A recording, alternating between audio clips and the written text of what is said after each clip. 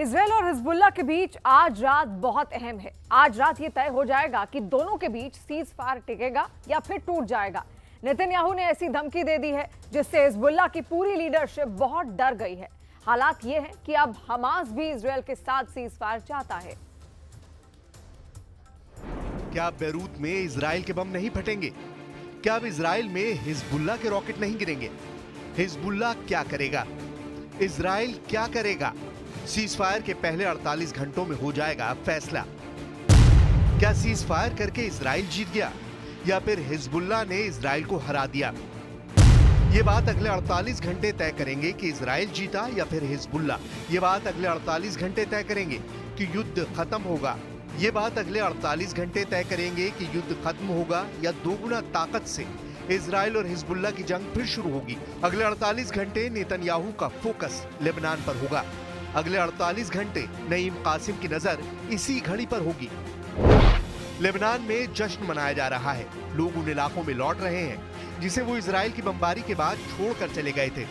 लेकिन इजरायल का मूड अलग है और यही वजह है कि बैरूत से लेकर तेल अवीव तक इस वक्त सीज फायर के बहुत बड़े दुश्मन भी पैदा हो चुके हैं और उनको पता है कि ना इजरायल रुकेगा ना हिजबुल्लाह।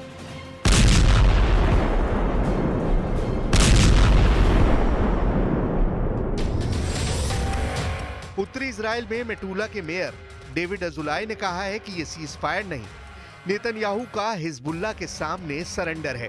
मेटुला के मेयर डेविड अजुलाई के मुताबिक अब हिजबुल्लाह फिर से खुद को मजबूत करेगा और इजरायल पर हमास के 7 अक्टूबर वाले हमले से भी खतरनाक अटैक करेगा। डेविड अजुलाई की वार्निंग है कि इस बार इजरायल में तबाही 40 गुना ज्यादा होगी।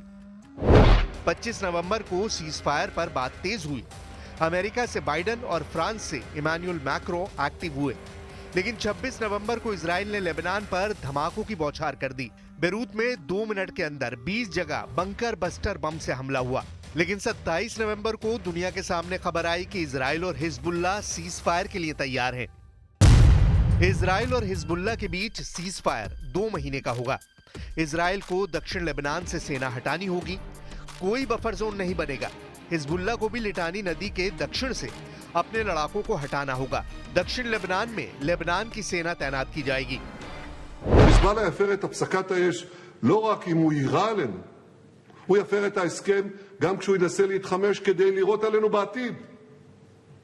על כל הפרה שלו נגיב בעוצמה. אז למה לעשות הפסקת אש עכשיו?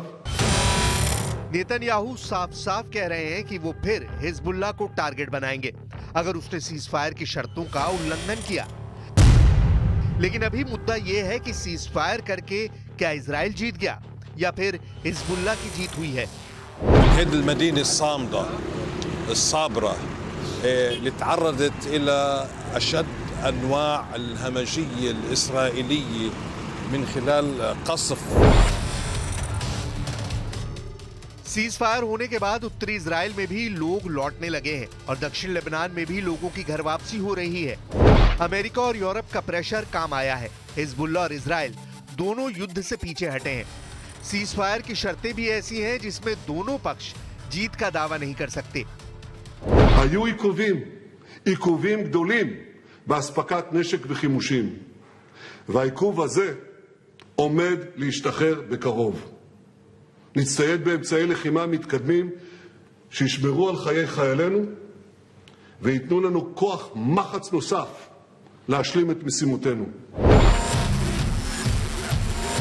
नेतन्याहू ने ग्राउंड ऑपरेशन से लेकर हिजबुल्लाह की लीडरशिप पर बड़े बड़े दावे किए, लेकिन दूसरा सच ये भी है कि इजरायल ने लेबनान की जमीन पर फौज उतारने से पहले युद्ध के कुछ लक्ष्य रखे थे, जो उसने हासिल किए या नहीं इस पर गौर करने की जरूरत है।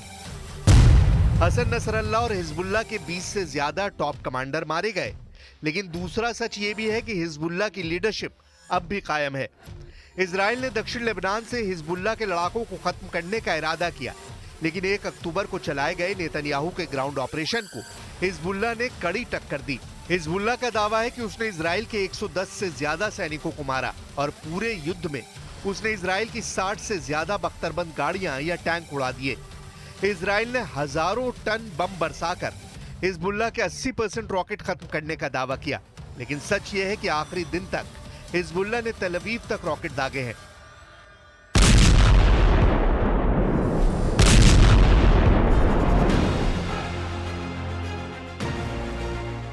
इजराइल की मीडिया में एक पोल हुआ। पूछा गया कि कौन सीज़फायर के समर्थन में है, कौन खिलाफ है। इजराइल के चैनल 13 पर हुए पोल में 60% इजरायली लोगों ने कहा है कि सीज़फायर करके इजराइल ने हिजबुल्लाह से हार मान ली है। कुल मिलाकर बाइडेन जो शांति का कबूतर नेतन्याहू और नईम कासिम के हाथों से उड़वाना चाहते हैं, वो इजराइल की जमीन से उड़ने को तैयार नहीं नजर आ रहा। עשו כלום ושום דבר וסתם חיילים הלכו לנו ככה. שביבי נתניהו מתקפל מהר מהממשלה, אפילו שתמכתי בו. הוא צריך ללכת דחוף הביתה. גועל נפש.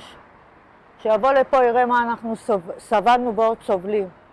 שנה וחודשיים אנחנו לא יוצאים מהבית.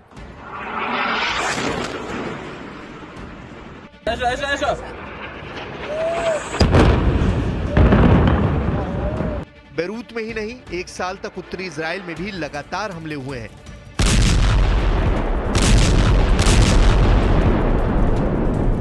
लेबनान में इजराइल के इन धमाकों को देखकर लाखों लोगों ने दक्षिण बेरूत छोड़ दिया, तो उत्तरी इजराइल में भी हिजबुल्लाह के रॉकेट अटैक ऐसे हुए कि 60,000 से ज्यादा लोग घर छोड़कर दक्षिण इजराइल की तरफ चले गए। फिलहाल नेतन्याहू के लिए इजराइल के लोग ही बड़ा चैलेंज बन गए हैं और उनको समझाना आसान नहीं होगा कि सीज़फायर करके नेतन्याहू ने समझदारी दिखाई या फिर वो हिजबुल्लाह के दबाव में आ गए। בהפסקת אש. אני לא נמצא בצוות שמחליט אם זה טוב או לא טוב, ואני לא יודע את התשובה הנכונה. מה שאני כן יודע, שמערכה תחזור מתישהו. זה לא משנה, עוד חודשיים, עוד שנתיים, עוד 5.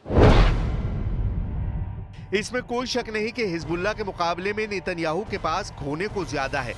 हिजबुल्लाह से सीज़फायर पर उत्तरी इजराइल में मते अशेर रीजनल काउंसिल के प्रमुख और कन्फ्लिक्ट जोन फोरम के अध्यक्ष मोशे डेविडोविच ने जो कहा है, वो बात नेतन्याहू को परेशान कर सकती है। मोशे डेविडोविच ने कहा है कि नेतन्याहू ने बहुत बड़ी गलती कर दी है। लेबनान में बफर जोन न बनाने का मतलब है कि हिजबुल्लाह फिर ताकतवर बनेगा। पहले और दूसरे लेबनान युद्ध की तरह तीसरे युद्ध में भी इजराइल की हार होने जा रही है। זה הזוי, מחזירים אותנו מצב כזה. אני משלומי. אנחנו עקורים 14 חודשים מהבית, אבל זה הזוי, בוא. להחזיר את הילדים שלנו למצב כזה, זה... אני לא יודעת מה להגיד לך. אין לי מילים, אין מילים. इजराइल में गजब पॉलिटिक्स चल रही है। उनके करीबी मंत्रियों से लेकर बड़ी तादाद में पब्लिक ये कह रही है कि सीज़फायर की शर्तों पर तैयार होकर नेतन्याहू ने हिजबुल्लाह के खिलाफ हार मान ली है और उन्होंने एक तरह से सरेंडर पर दस्तखत कर दिए हैं। नेतन्याहू के करीबी मंत्री कह चुके हैं कि हिजबुल्लाह के खिलाफ सीज़फायर इजराइल की शिकस्त कही जाएगी। यानी 2006 में 1 महीने चले युद्ध में हिजबुल्लाह ने इजराइल को हराया और 2024 में 1 साल चले युद्ध के बाद इजराइल सीज़फायर या कहें हार मानने पर राजी हो गया। इन बातों को लेकर नेतन्याहू इस वक्त अपने वॉर कैबिनेट में भी बुरी तरह घिर चुके हैं। नेतन्याहू अपने खिलाफ इंटरनेशनल क्रिमिनल कोर्ट की तरफ से जारी गिरफ्तारी के वारंट को लेकर पहले से ही दबाव में है।